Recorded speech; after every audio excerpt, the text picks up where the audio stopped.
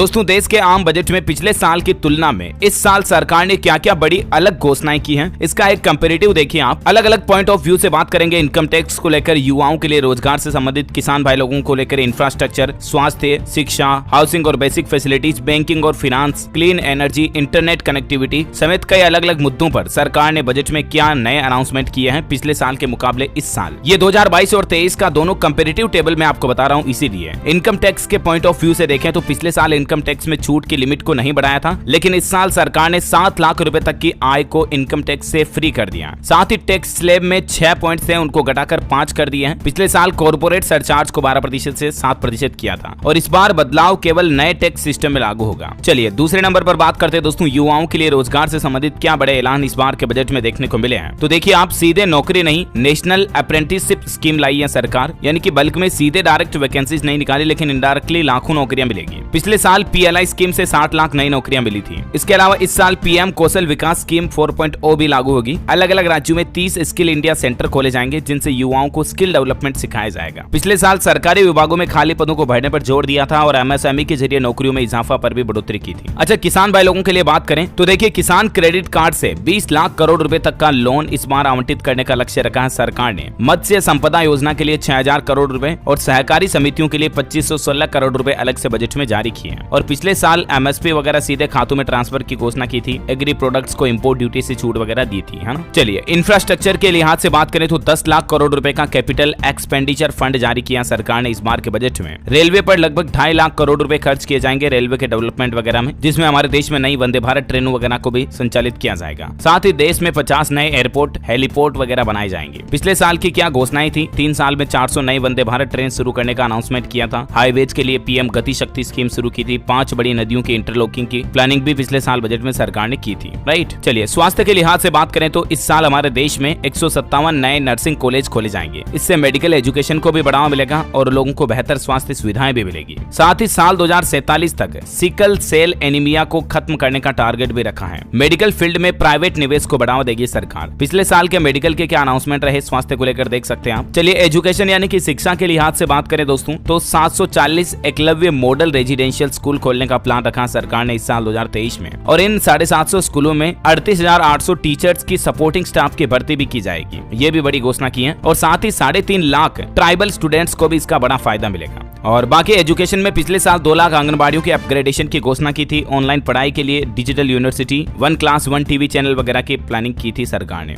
चलिए अब बात करते हैं हाउसिंग और बेसिक फैसिलिटीज के लिहाज से क्या बजट के इस बार हाइलाइट्स रहे। तो एक तो PM आवास योजना में 66% बढ़ोतरी की है सरकार ने बजट में। इसे 79,000 करोड़ रुपए की स्कीम बनाया गया। पिछले साल 80 लाख लोगों को अफोर्डेबल हाउसिंग का फायदा देने का टारगेट रखा था। 60,000 करोड़ से लगभग 4 करोड़ घरों में नल का पानी पहुंचाना सरकार का लक्ष्य था। बैंकिंग और फाइनेंस सेक्टर की बात करें तो इस साल 2023 में एक सबसे बड़ा अनाउंसमेंट किया कि पैन कार्ड जो है ना वो सरकारी योजनाओं के पहचान पत्र की तरह काम करेगा। मतलब नेशनल आइडेंटिटी कार्ड, राष्ट्रीय पहचान पत्र के जैसे काम करेगा पैन कार्ड। इतने दिन पैन कार्ड सिर्फ इनकम टैक्स रिटर्न वगैरह भरने के लिए काम आता है, लेकिन पैन कार्ड की वैल्यू को बढ़ा दिया। इसके अलावा आधार, डिजिलॉकर मिलाकर वन स्टॉप सॉल्यूशन मिलेगा लोगों को। विदेशी बैंक IFSC कोड वाले बैंकों का टेक ओवर कर सकेंगे। ये भी एक नया नियम बनाया है बैंकिंग सेक्टर के लिए। 2022 के बैंकिंग सेक्टर के क्या अनाउंसमेंट थे आप देख सकते हैं स्क्रीन पर। क्लीन एनर्जी, ग्रीन एनर्जी वगैरह को लेकर देखिए आप। ऊर्जा सुरक्षा के लिए 35,000 करोड़ के निवेश का टारगेट रखा इस साल 2023 में। ग्रीन एनर्जी कैपेसिटी बढ़ाने पर 20,700 करोड़ रुपए खर्च किए जाएंगे। पिछले साल भी सोलर एनर्जी के लिए सरकार ने 19,500 करोड़ बजट प्रावधान रखा था और ई-व्हीकल्स को बढ़ावा देने के लिए बैटरी स्वेपिंग स्कीम वगैरह की घोषणा की थी, राइट। और दोस्तों इस साल 5G भी लॉन्च हो चुका है। ऐसे में इंटरनेट कनेक्टिविटी को लेकर देखिए 2023 में क्या बड़े अनाउंसमेंट रहे बजट में। 5G के मुताबिक ऐप डेवलप करने के लिए 100 एडवांस टेक्नोलॉजी वाली लैब बनाई जाएगी हमारे देश में। ऐप आधारित smart class, intelligent transport, health care वगैरह को बढ़ावा दिया जाएगा। पिछले साल 5G स्पेक्ट्रम वगैरह को लेकर अनाउंसमेंट किए थे और भारत नेट प्रोजेक्ट की घोषणा भी की थी, जिसका मकसद था गाँव में ब्रॉडबैंड के जरिए इंटरनेट पहुंचाना, राइट। तो ये अलग अलग पॉइंट ऑफ व्यू से पिछले साल 2022 और इस साल 2023 के बजट का कंपैरिजन मैंने आपको बताया। उम्मीद है आपको जरूर महत्वपूर्ण